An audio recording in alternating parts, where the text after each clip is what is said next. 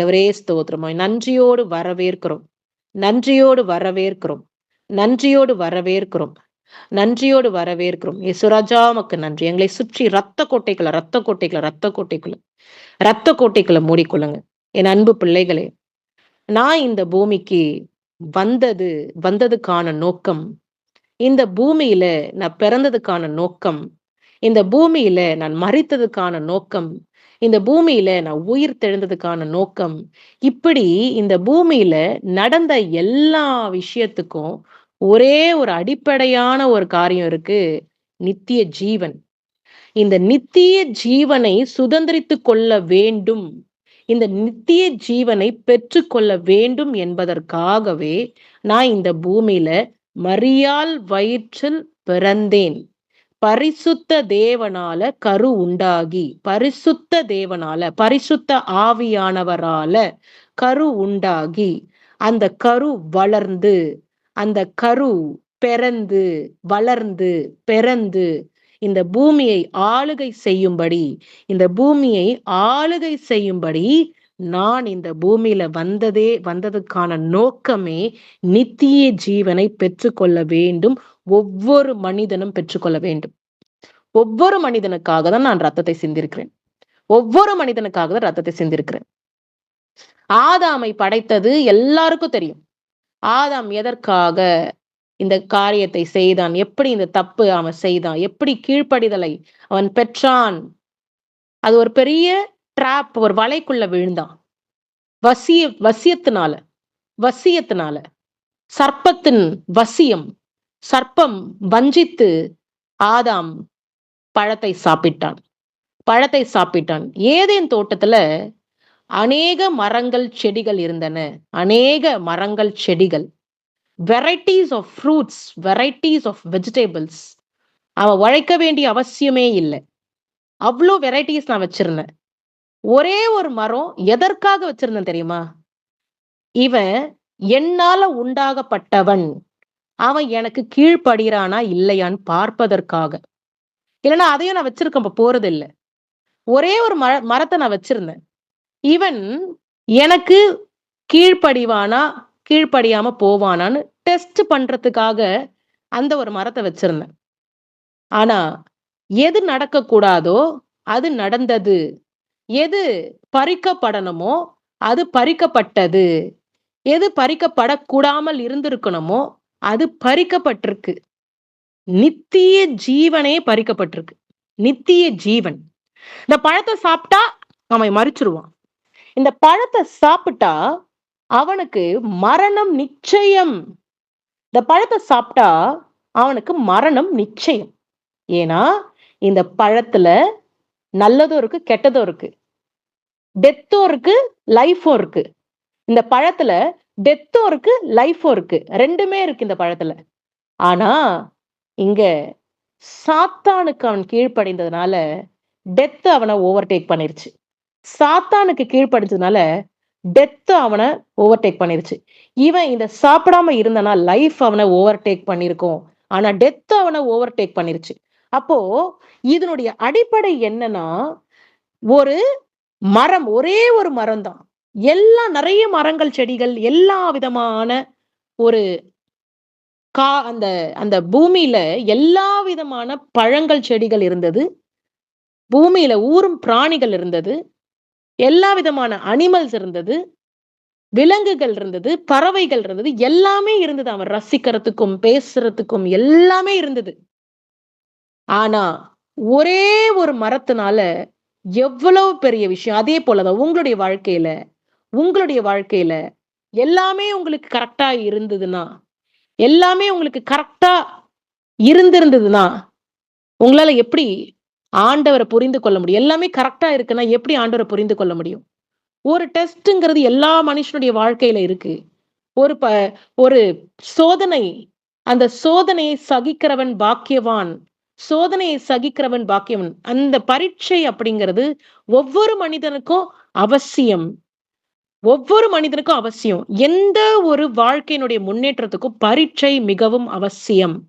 அப்போ உங்களுக்கு வைக்கப்பட்டிருக்கிற பரீட்சையில் நீங்க அதை பாஸ் பண்ணும் பொழுது, அதை தேர்ச்சி அடையும் பொழுது, நிச்சயமாகவே உங்களுக்கு ஒரு உயர்வு இருக்கு.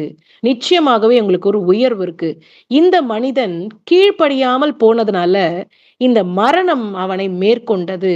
மரணம் அவனை மேற்கொண்டது. அப்போ ஆதாம் சாப்பிட்டான், மரணம் அவனை மேற்கொண்டது. சாத்தான் ஆதிக்கம் செலுத்த ஆரம்பித்து விட்டான். இப்போ என் பிள்ளைகள் தப்பு தான் செஞ்சுட்டாங்க.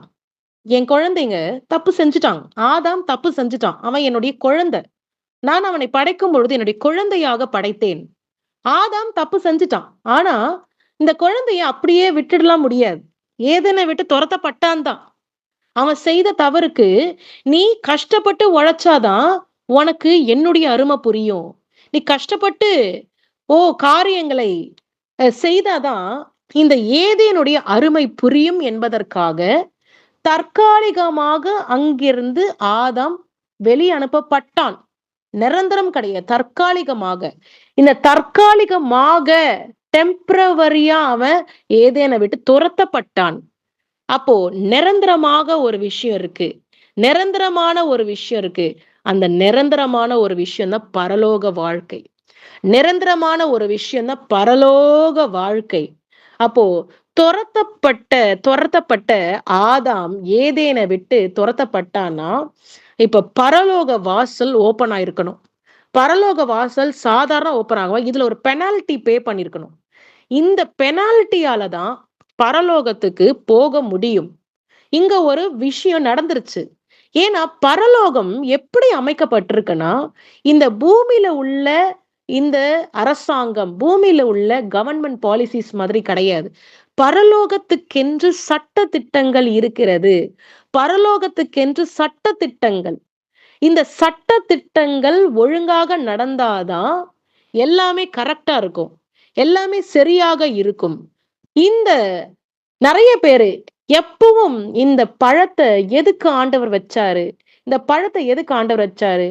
ஒரு மனுஷன் செய்ததுக்காக எல்லாரும் அனுபவிக்கணுமான்னு உலகம் முழுவதும் கேக்குறாங்கதான். ஒரு மனுஷன் செஞ்ச தவறுக்கு எல்லாரும் அனுபவிக்கணுமா? நாங்கெல்லாம் என்ன பண்ணினோம்? நாங்கெல்லாம் பழத்தை சாப்பிடலையே, நாங்க ஏதேன் தோட்டத்துல வாழ்ந்தவங்க கிடையாது, நாங்க எதுவுமே செய்யலேன்னு அநேக ஜனங்கள் நினைத்து கொண்டுதான் இருக்கிறாங்க. இந்த நாள் வரைக்கும் இந்த ஆதாம் செய்த காரியத்துக்காக இவ்வளவும் கஷ்டப்பட்டு கொண்டிருக்கிறோமேன்னு நினைத்து கொண்டுதான் இருக்கிறாங்க. ஒரே ஒரு விஷயம் சொல்லி கொடுக்கிறேன். சிங்கம் இருக்கு. ஒரே ஒரு சிங்கம் தான் நான் படைச்சது. ஆண் சிங்கம், பெண் சிங்கம். இந்த ஆண் சிங்கம், பெண் சிங்கம் இணைந்துதான் இன்னொரு சிங்கம் உருவாகுது. அந்த சிங்கம் இன்னொரு சிங்கத்தோடு சேரும் பொழுதுதான் இன்னொரு சிங்கம் உருவாகுது. அப்போ இதுக்கு அடிப்படையா இருக்கிறது ஒரு ஆண் சிங்கம், ஒரு பெண் சிங்கம். 2 சிங்கங்கள். 2 தான். இந்த 2ல இருந்து தான் அடுத்து நிறைய குட்டி போட்டு பழுகி பெருகி ஒரு பெரிய கூட்டமே இருக்கு. சிங்கத்தினுடைய கூட்டம். இப்படிதான் ஆதாம் அந்த ஆதாமை படைக்கும் பொழுது ஒரு மனிதன் தான், ஒரு மனுஷி தான். அந்த ஆதாம்ல இருந்து வந்தவன் தான் இத்தனை பேர்களும். ஆதாமுடைய ரத்தம், ஆதாமுடைய ரத்தம். ஆதாமுடைய ரத்தத்துல என்ன இருக்கு? பாவமும் வந்துருச்சு, நல்லதும் இருக்குது. ஆதாமுடைய ரத்தத்துல என்ன இருக்கு? பாவமும் இருக்கு, நல்லதும் இருக்கு. ஏன்னா அவன் சாப்பிட்டது என்னது?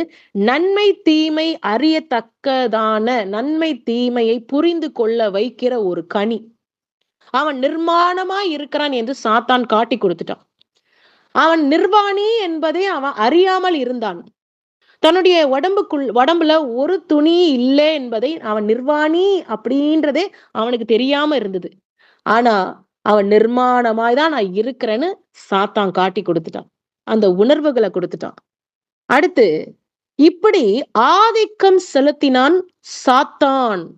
மனிதனை தன்வசைப்படுத்த வேண்டும் என்பதற்காகவே அவனை வசியப்படுத்தி என்னிடம் இருந்து பிரித்து விட்டான் சாத்தான். ஆனா இதை நான் எப்படி சரி செய்யணும்? இதை எப்படி சரி செய்யணும்? நித்திய ஜீவன். ஒரு மனிதனுக்கு மரணம் இல்லை என்பதுதான் என்னுடைய படைப்பு. அந்த மனிதனுக்கு மரணமே இல்லை அப்படி என்பதா. அப்போ ஏதேன் என்னது? It's a heaven. ஏதேன் என்னது? It's a heaven. அந்த ஹெவன்ல தான் நான் உலாவி கொண்டு இருந்தேன், உலாவி கொண்டு இருந்தேன், உலாவி கொண்டு இருந்தேன். அவனோடே வாழ்ந்து கொண்டிருந்தேன். அந்த ஆதாமோடே வாழ்ந்து கொண்டிருந்தேன், உலாவி கொண்டிருந்தேன். ஆதாம்னு கூப்பிட்டா ஆதாம் வந்துடணும், ஆதாம்னு கூப்பிட்டா ஆதாம் வந்துடணும். அப்படி ஒரு என்னுடைய குழந்தையாய் இருந்த இந்த ஆதாமை என்னிடம் இருந்து பிரிப்பதற்காக போடப்பட்ட திட்டம்தான் இந்த வசிய சொற்கள், வசியமான செயல்கள். நீ இந்த பழத்தை சாப்பிட்டுட்டா தேவர்களைப் போலவே மாறிவிடுவாய், தேவர்களைப் போலவே மாறிவிடுவாய். அந்த சொற்களில் மயங்கி நடக்கப்பட்ட விஷயம்தான் இது. அப்போ யாருக்கு நீங்க கீழ்ப்படுகிறீங்களோ அவங்க உங்களுடைய தலைவர்களாய் மாறி விடுவார்கள். யாருக்கு நீங்க கீழ்ப்படுகிறீர்களோ அவங்களுக்கு நீங்க அடிமையாக மாறி விடுவீர்கள். அப்போ கீழ்ப்படிதல் என்ன ஆயிடுச்சு? நான் சொன்னதை செய்யாம சாத்தான் சொன்னதை செஞ்சதுனால சாத்தான் அந்த இடத்தை பிடிச்சிட்டான். எந்த இடத்தை பிடிச்சிட்டான்? இனிமே இந்த உலகத்தினுடைய அதிபதி நான், இந்த உலகத்தினுடைய அதிபதி நான், இந்த உலகம் என்னுடையது, இந்த மனிதர்களை நான் வசியப்படுத்த முடியும், இந்த மனிதர்களை நான் ஆதிக்கம் செலுத்துவேன், இந்த மனிதனை சாகடிக்க முடியும், இந்த மனிதனுக்கு கெட்ட காரியங்களை செய்ய முடியும், இந்த மனிதனை தற்கொலை செய்ய வைக்க முடியும், இந்த மனிதனுக்கு ஆக்சிடென்ட்டை கொண்டு வர முடியும், இந்த மனிதன் விபச்சாரத்துக்குள்ள போக முடியும், இந்த மனிதன் என்ன வேணா நம்ம செய்ய வைக்கலான்னு எல்லா ஆதிக்கத்தையும் அவன் எடுத்துக்கொண்டான். ஒரே ஒரு டிஸ்ஒபீடியன்ஸ்ல. ஆனா நான் இந்த பூமிக்கு வர வேண்டும் என்பது பரலோக சட்ட திட்டங்களில் ஒன்று. அந்த பரலோக சட்ட திட்டம் நிறைவேற வேண்டும் என்பதற்காகவே நான் இந்த பூமிக்கு வந்தேன். இந்த பூமியில மரியாளுடைய வயிற்றுல நான் கருவாய் நின்று பரிசுத்த ஆவியால் நான் கருவாய் நின்று இந்த பூமிக்கு வந்ததுக்கான நோக்கம், இந்த பூமியில மரியாளுடைய வயிற்றில் இப்படி அடுத்து குழந்தை பிறக்க போகுது, வேதனை, அந்த வேதனை, அடுத்து டெலிவரி பெயின், அந்த டெலிவரி பெயின்ல துடித்து கொண்டிருக்கும் பொழுது அடுத்து அது ஒரு வேதனை தான். ஆனா அதுக்கு அடுத்து வரப்போறது என்னது? ஒரு மேன்மை. இந்த ஒரு த்ரோன், சாத்தான் அந்த த்ரோனை எடுத்துக்கிட்டான்.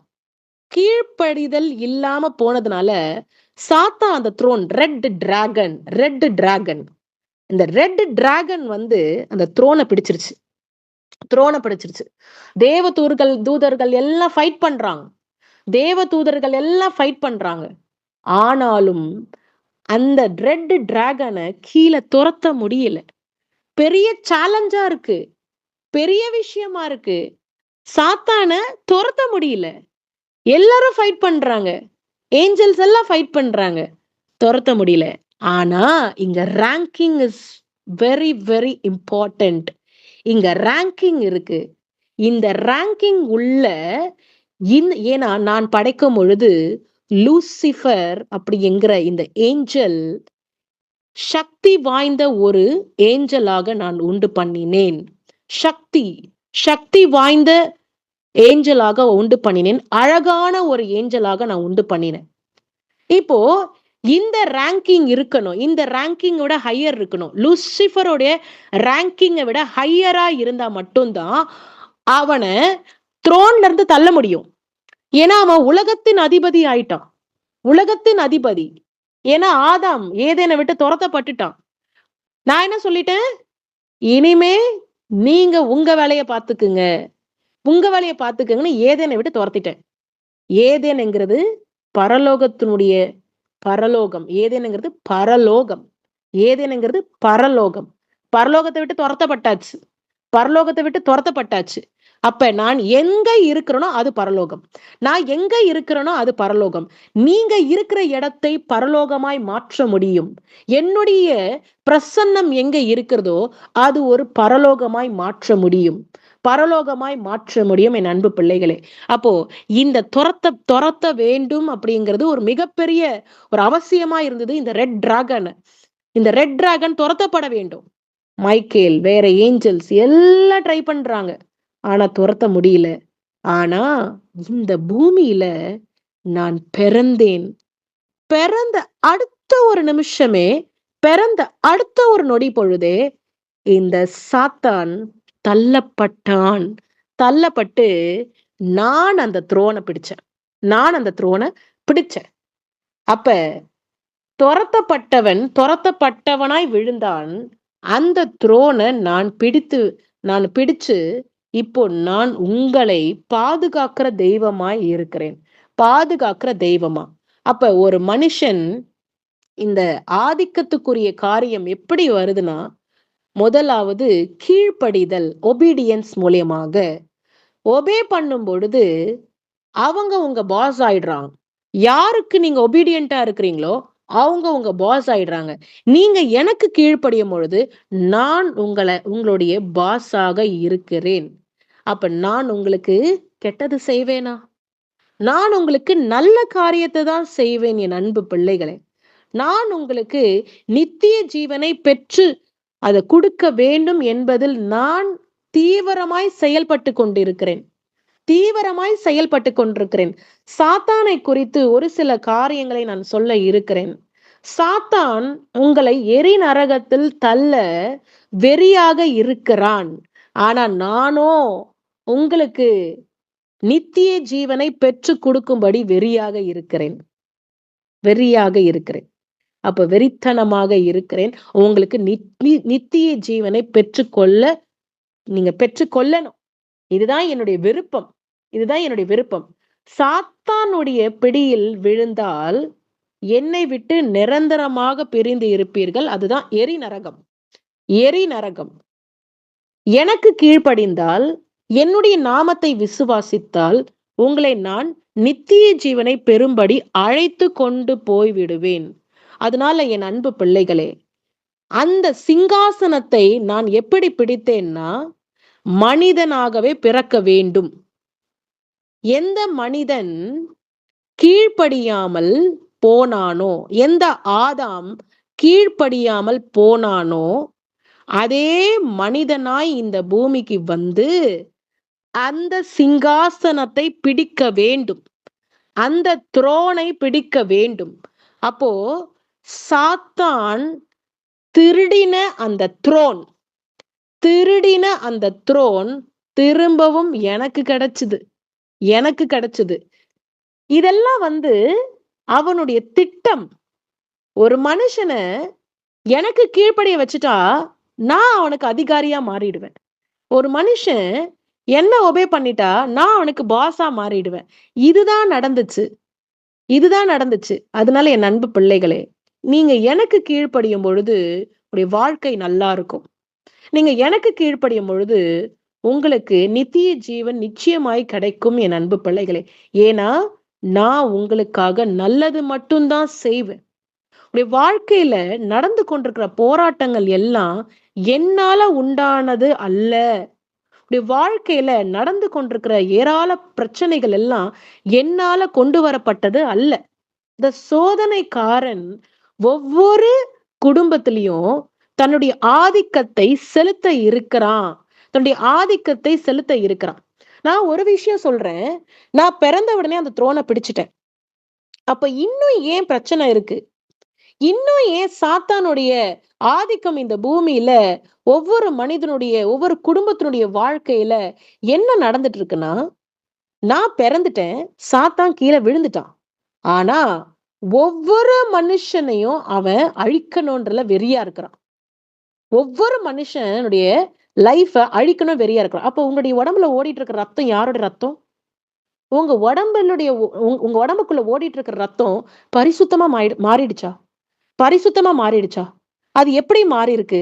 உங்க ரத்தம் எப்படி இருக்கு? உங்க சரீரத்துக்குள்ள இருக்கிற ரத்தம் பியூரிஃபை ஆயிருக்கா? அதே ஆதாமுடைய ரத்தத்தை நீங்க சுமந்து கொண்டிருக்கிறீங்கன்னு சொன்னா, உங்களுக்கு எப்ப வேணாலும் எந்த அழிவு வேணாலும் உங்களுக்கு வரும். எப்ப வேணாலும் எந்த பிரச்சனை வேணாலும் வரும். எப்ப வேணாலும் மரணம் வரும். அதனாலதான் ஒவ்வொரு திருவிருந்துக்கான நோக்கம், ஹோலி கம்யூனியனுக்கான நோக்கம் நித்திய ஜீவனை பெறும்படி. ஏன்னா என்னுடைய ரத்தத்துல தான் ஜீவன் இருக்கிறது. என்னுடைய ரத்தத்துல தான் ஜீவன் இருக்கு. என்னுடைய பிளட்ல தான் டிஎன்ஏ இருக்கு. என்னுடைய மாம்சத்துல தான் டிஎன்ஏ இருக்கு. அப்ப அதை புசிக்கும் பொழுது நித்திய ஜீவன் கேரண்டீடு. நித்திய ஜீவன் கேரண்டீடு என் அன்பு பிள்ளைகளே. அப்போ இதோடைய ப்ராசஸ் மாறணும். எது தொலைக்கப்பட்டதோ, எது பறிக்கப்பட்டதோ அந்த ப்ராசஸ் மாறணும். அப்ப நான் பிறந்த உடனே என்ன நடந்துச்சுன்னா, அந்த த்ரோன என்கிட்ட இருந்து பறிக்கப்பட்ட த்ரோன், என்கிட்ட இருந்து டிஸ்ஒபீடியன்ஸ் மூலியமாக பறிக்கப்பட்ட அந்த சிங்காசனம், அந்த த்ரோன் திரும்பவும் கிடைக்கப்பட்டது. அந்த திரும்பவும் கிடைச்சதுதான் இப்ப நீங்க சுதந்திரமா என்னை ஆராதித்து கொண்டு இருக்கிறீங்க என் அன்பு பிள்ளைகளே. சுதந்திரமாக என்னை ஆராதித்து கொண்டு இருக்கிறீங்க என் அன்பு பிள்ளைகளே. அதனால நான் உங்களோடு கூட இருந்து கொண்டு இருக்கிறேன். இந்த சாத்தான் திரும்ப உங்க வாழ்க்கையில ஒரு பிரச்சனையை கொண்டு வரனா, உங்களுடைய கவனக்குறைவுனால, உங்களுடைய ஜப குறைவுனால, உங்களுடைய பிரேயர்லெஸ் லைஃபால, உங்களுடைய பிரேயர்லெஸ் வாழ்க்கையினாலதான் இந்த பிரச்சனையை நீங்க இப்போ சந்தித்து கொண்டு இருக்கிறீங்க. இந்த பிரச்சனை நீங்க சந்தித்து கொண்டிருக்கிறீங்க. அதுதான் ஆண்டவர் பிறந்துட்டாரே, அதுதான் அந்த சிங்காசனத்தை பிடிச்சிட்டாரே, அந்த த்ரோனை பிடிச்சிட்டாரே, சாத்தானை தான் கீழே தள்ளிட்டாரே. ஆனாலும் எனக்கு ஏன் இந்த பிரச்சனை இருக்கு, எனக்கு ஏன் இந்த போராட்டம் இருக்குன்னா, நீங்க என்னை தேட வேண்டும். This is happening only because of the ignorance of the church. இப்போ படுகிற கஷ்டங்கள் எல்லாமே இக்னோரன்ஸ்னால. நான் ஏன் ஜெபிக்கணும், நான் ஏன் ஆண்டவர்கிட்ட பேசணும், நான் ஏன் இந்த பாடலை பாடணும், நான் ஏன் இந்த செய்தியை கேட்கணும், நான் ஏன் இப்படி செய்யணும், இந்த மாதிரி செஞ்சாதான் எனக்கு விடுதலையா, இதெல்லாம் நான் ஏன் பண்ணணும்னா, இன்னும் ஆதாமுடைய ரத்தம் உங்களுடைய உடம்புல ஓடிக்கொண்டு இருக்குதுன்னா நீங்க இதெல்லாம் செஞ்சுதான் ஆகணும். உங்களுடைய பிளட் மாறி இருக்கா, உங்களுடைய சரீரத்துல ஓடுகிற ரத்தம் மாறி இருக்குதா, பரிசுத்தம் ஆயிருக்குதா, அது கிளென்ஸ் ஆயிருக்கா, அது என்னுடைய பிள்ளைகளுக்கான ஒரு அடையாளமா இருக்குதா, இல்ல பழைய பாவங்கள் அந்த ரத்தத்துல இருக்கா, இல்ல பழைய சுபாவங்கள் அந்த ரத்தத்துல இருக்கா? ஒரே ஒரு விஷயத்த நான் சொல்லி கொடுக்கிறேன் அன்பு பிள்ளைகளே, என்னுடைய ஆவி எங்க இருக்கிறதோ அங்க விடுதலை உண்டு. பழைய சாபங்கள், பழைய பாவங்கள் போகணும்னா என்னுடைய ஆவி அங்க செயல்படணும். பரிசுத்த தேவனுடைய ஆவி அங்க செயல்படணும். பரிசுத்த தேவன் அங்க வந்து நிற்கணும். பரிசுத்த தேவன் அங்க வந்து நிற்கும் பொழுதுதான் பழைய காரியங்கள் மாறும், ரத்தம் புதுப்பிக்கப்படும், ரத்தத்துல உள்ள இருக்கிற ஜென்ம சுபாவங்கள் மாறும், ரத்தத்துல உள்ள இருக்கிற பாவ கரைகள் மறையும். அப்போ எந்த மனுஷன் என்னை அழைத்து, என்னை மதித்து, அவன் என்னை வேண்டிக் கொள்கிறானோ அந்த மனுஷனுக்கு விடுதலை உண்டு என் அன்பு பிள்ளைகளே. ஒரு மனிதன் நோயினால் அவதிப்பட்டு கொண்டு இருக்கிறான்னா பழைய பாவம் உள்ள இருக்கிறது. ஒரு மனிதன் ரொம்ப காலமாய் கஷ்டப்பட்டு கொண்டு இருக்கிறான்னா பழைய பாவம் அந்த மனிதனுக்குள்ள இருக்குது. அதுல இருந்து வெளியில வரணும்னா என்னை தேட வேண்டும், என்னுடைய உதவியை பெற்றுக்கொள்ள வேண்டும். ஏன்னா இப்ப அந்த இக்னோரன்ஸாலதான், என்னை தேடாமல் இருக்கிறதுனாலதான் இந்த பிரச்சனை வருகிறது. என்னை தேடாமல் இருந்ததுனாலதான் நோய் வந்தது. என்னை தேடாமல் இருந்ததுனாலதான் கடன் பிரச்சனை அதிகமாக போய்விட்டது. என்னை தேடாமல் இருந்ததுனாலதான் பிரிவு வந்தது. என்னை தேடாமல் இருந்ததுனாலதான் பிரச்சனை பெருசாக மாறிவிட்டது. ஆனால் நீங்க என்னை தேடும் பொழுது இது அப்படியே மாறும். முதலாவது என்னுடைய ராஜ்யத்தை தேடுகிற பிள்ளைகளாய் நீங்க மாறும் பொழுதுதான் உங்களுக்கு எல்லாமே பிளெஸ்ஸிங்காக மாறும். பிளஸ்ஸிங்காக மாறும். சாத்தான் from the pit of the hell, சாத்தானுடைய reporting demons from the pit of the hell rising and roaming here and there to spoil the nature of humankind. அவன் எங்க இருக்கிறானோ அங்க கொண்டுட்டு போக ரெடியா இருக்கிறான். அவன் எங்க இருக்கிறானோ from the pit of the hellனா அங்க போகிறதுக்கு ரெடியா இருக்கிறான். அப்போ உங்களுடைய ஆத்துமா என்னவா இருக்கு? உங்களுடைய ஆத்துமா எங்க இருக்கு? உங்களுடைய எண்ணங்கள் எங்க இருக்கு? உங்களுடைய சிந்தனைகள் எங்க இருக்கு? உங்களுடைய செயல்பாடுகள் எங்க இருக்கு? உங்களுடைய ஆசை எங்க இருக்கு? உங்களுடைய ஆசை கர்த்தரிடத்தில் இருந்தா கர்த்தரிடம் செல்வீர்கள் என் அன்பு பிள்ளைகளே. உங்களுடைய ஆசை இயேசுவிடம் இருக்கா? இயேசு எங்க இருக்கிறாரோ அங்க செல்வீர்கள். இது அத்தனையும் நித்திய ஜீவனுக்காக. நான் இந்த செய்தியை உங்களுக்காக கொடுக்கிறேன்னா இது நித்திய ஜீவனுக்காக. நித்திய ஜீவனுக்காக 12 சீடர்களை நான் என்னிடம் வைத்தேன். மிகப்பெரிய கிரவுடு நான் விரும்பல.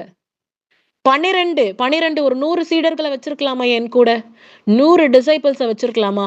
இல்ல 1000 டிசைபிள்ஸை வச்சிருக்கலாமா? 12, only 12. சின்ன கூட்டம் தான், ஒரு சின்ன ஒரு மந்தை தான். அந்த சின்ன மந்தைக்கு நான் ராபோஜனத்தை கொடுத்தேன். ராபோஜனம், ஹோலி கம்யூனியன், என்னுடைய மரணத்தை நினைவு கூறும்படி, என்னுடைய மரணத்தை நினைவு கூறும்படி இந்த திருவிருந்தை அலட்சியம் செய்ய வேண்டாம். இந்த திருவிருந்தை அலட்சியம் செய்ய வேண்டாம். இது நித்திய ஜீவனுக்காகவே. ஏன்னா நான் ஏற்கனவே சொல்லிட்டேன், மாம்சத்துல ஒவ்வொரு செல்ஸ்லயும் டிஎன்ஏ இருக்கு, ரத்தத்துல டிஎன்ஏ இருக்கு. இதை நீங்க உட்கொள்ளும் பொழுதுதான் உங்களுடைய மாம்சம் புதுப்பிக்கப்படும். உங்களுடைய சரீரம் மாற்றம் அடையும். உங்களுடைய சரீரம் பழைய ஆதாம் போல இல்லாமல் உங்களுடைய சரீரம் மாறப்பட வேண்டும் என்றால் என்னுடைய ரத்தத்தை எடுத்துக்கொள்ள வேண்டும். என்னுடைய ரத்தத்தை எடுத்துக்கொள்ள வேண்டும். இந்த ரத்தம் தான் உங்களுக்கு ஒரு பெரிய ப்ரொடெக்ஷன். இந்த ரத்தம் தான் பாவ செயலை வந்து தடுத்து நிறுத்த முடியும். இந்த திருவிருந்தினுடைய முக்கியத்துவத்தை நான் உங்களுக்கு புரிய வைத்துக் கொண்டிருக்கிறேன் என் அன்பு பிள்ளைகளே. சிங்காசனத்தை பிடித்து விட்டேன். நான் இந்த பூமியில பிறக்கிறதுக்கு முன்னாடி வரைக்கும் சாத்தானுடைய ஆதிக்கம் இருந்தது. இந்த பூமியில நான் பிறக்கிறதுக்கு முன்னாடி வரைக்கும் சாத்தான் இந்த பூமியின் அதிபதியாக மாறிவிட்டான். ஆனா எப்ப நான் பிறந்த அடுத்த நிமிஷமே மைக்கேலால கீழே துரத்த முடிஞ்சுது சாத்தான. நான் பிறந்த உடனே எல்லாமே மாறிடுச்சு. Michael, other angels, they destroyed, they made the red dragon to fall. அப்படியே கீழே விழுந்தாச்சு. அதுக்கு முன்னாடி வரைக்கும் அவங்க ட்ரை பண்றாங்க. சேலஞ்சிங்கா இருக்கு. அப்போ என்னுடைய பிறப்புனால அந்த சிங்காசனம் திரும்ப கிடைக்கப்பட்டது. அந்த சிங்காசனத்துல சேஃபா எல்லாமே இருக்கு. நீங்க இன்னைக்கு இதை இக்னோர் பண்ணாம ஏற்றுக்கொள்ளும் பொழுது நீங்க ஜெயிக்கிற பிள்ளைகளாய் மாறி விடுவீர்கள். நீங்க ஜெயிக்கிற பிள்ளைகளாய், உங்களுக்கு ஒரு தோல்வி நடக்குதுன்னு சொன்னா உங்களுடைய இக்னோரன்ஸ்னால, நீங்க அதை கண்டுக்காமல் போகிறதுனால, அலட்சியம் செய்யறதுனாலதான் சாத்தான் திரும்ப திரும்ப வந்து இருக்கிறான். துதி எடுத்தால் சாத்தான் ஓடுவான். நீங்க துதித்து கொண்டிருக்கிற பிள்ளைகளை நீங்க மாறும் பொழுது சாத்தான் துரத்தப்படுவான் நிச்சயமாகவே. இப்ப போன சாத்தான் திருப்பி வருவான். இப்ப போனா சாத்தான் திரும்ப வருவான். என் பிள்ளைகள் ப்ரொடெக்ஷனோடு இருக்கணும்னா நீங்க வாரியரா செயல்பட வேண்டும். நீங்க சோல்ஜரா செயல்பட வேண்டும். உங்களுடைய வாயில துதி இருக்கணும். உங்களுடைய வாயில ஸ்தோத்திரம் இருக்கணும். உங்களுடைய வாயில ஸ்தோத்திரம் இருக்க வேண்டும். துதி எடுத்தால் சாத்தான் ஓடுவான். நீங்க ஸ்தோத்தரிக்க சாத்தான் பயந்து ஓடி விடுவான் அன்பு பிள்ளைகளே. அப்ப எல்லாமே ஆண்டவர் தான் பிறந்துட்டாரு. இன்னும் ஏன் எனக்கு கஷ்டம்? அந்த கஷ்டத்தை வெல்கம் பண்றதே நீங்க தான். நீங்க துதிக்கிற பிள்ளைகளா இருக்கும் பொழுது சாத்தானுக்கு அந்த இடத்துல என்ன வேலை இருக்க முடியும்? நீங்க துதிக்கிற பிள்ளைகளாய் மாற வேண்டும் என் அன்பு பிள்ளைகளே. நீங்க துதிக்க சாத்தான் அந்த இடத்துல இரிட்டேட் ஆகி ஓடிடுவான். அப்ப நமக்கு சிங்காசனம் கிடைச்சிருச்சு, எல்லாமே கிடைச்சிச்சு. அவன் திருடின காரியங்கள் எல்லாமே திரும்ப கிடைச்சிருச்சு. ஆண்டவர் ரத்தம் சிந்தி உயிரோடு எழும்பிட்டாரே, இன்னும் ஏன் எல்லாருக்கும் பிசாசு பிடிச்சிட்டு இருக்கு? இன்னும் ஏன் பிரச்சனை ஓடிக்கொண்டிருக்குன்னா, பாவ செயல் will attract the negative energy. ஒரு பாவம் செய்யும் பொழுது டார்க்கர் ஃபோர்ஸஸ ஆட்டோமேட்டிக்கா இன்வைட் பண்ண முடியும். இது ஒரு ஈர்ப்பு. இது ஒரு ஈர்ப்பு. இது ஒரு அட்ராக்ஷன். நீங்க விபச்சாரம் செய்றீங்கன்னா, கண்டிப்பா சாத்தான் அங்க வருவான். நீங்க கொலை செய்றீங்கன்னா, சாத்தான் அங்க வருவான். நீங்க மதுபானம் அருந்து கொள்றீங்கன்னா, சாத்தான் அங்க வருவான். நீங்க சிகரெட் பிடிக்கிறீங்கன்னா, சாத்தான் அங்க வருவான். நீங்க திருடுறீங்கன்னா, சாத்தான் அங்க வருவான். நீங்க கெட்ட செயல்கள செய்றீங்கன்னா, சாத்தான் அங்க வருவான். அப்போ வெல்கம் பண்றது யாரு? நீங்க தான். நீங்க தான் வெல்கம் பண்றீங்க. It will attract the dark energy. Sin will attract the dark forces. அப்போ இதன் மூலியமாக தான் பிரச்சனை ஸ்டார்ட் ஆகுது. நான் என்னுடைய வேலையை சரியாக செய்து கொண்டிருக்கிறேன். தப்பிக்க வேண்டியது உங்களுடைய கைகளில் இருக்கிறது என் அன்பு பிள்ளைகளே. தப்பிக்க வேண்டியது உங்களுடைய கைகளில் இருக்கிறது. அப்போ கீழ்ப்படிந்து நல்ல வழியில நடக்கிற பிள்ளைகளுக்கு, ஜெபிக்கிற பிள்ளைகளுக்கு, துதிக்கிற பிள்ளைகளுக்கு நிச்சயமாகவே சூழ்நிலைகள் மாறும். இப்ப இருக்கிற சூழ்நிலைகள் இல்ல. ஏன் இவ்வளவு நடக்குதுன்னா, அதுக்கு காரணம் நீங்க தான். உங்களுக்குள்ள துதிகள் இல்ல. உங்களுக்குள்ள ஸ்தோத்திர பலிகள் இல்ல. உங்களுக்குள்ள எதுவுமே இல்ல. ஜபத்தினால எதையும் மாற்ற முடியும். துதினால எதையும் மாற்ற முடியும். துதிக்கிற பிள்ளைகளாய், துதிக்கிற நாவு உள்ள பிள்ளைகளாய் மாறிவிட வேண்டும் என் அன்பு பிள்ளைகளே. இதை நீங்க செய்து பாருங்க. இதை நீங்க செய்து பாருங்க. நான் உங்கள் நிச்சயமாகவே உங்களுடைய சூழ்நிலைகளை மாற்றுவேன். உங்களுடைய சூழ்நிலைகளை மாற்றுவேன் என் அன்பு பிள்ளைகளே. என் அன்பு பிள்ளைகளே. என் அன்பு பிள்ளைகளே.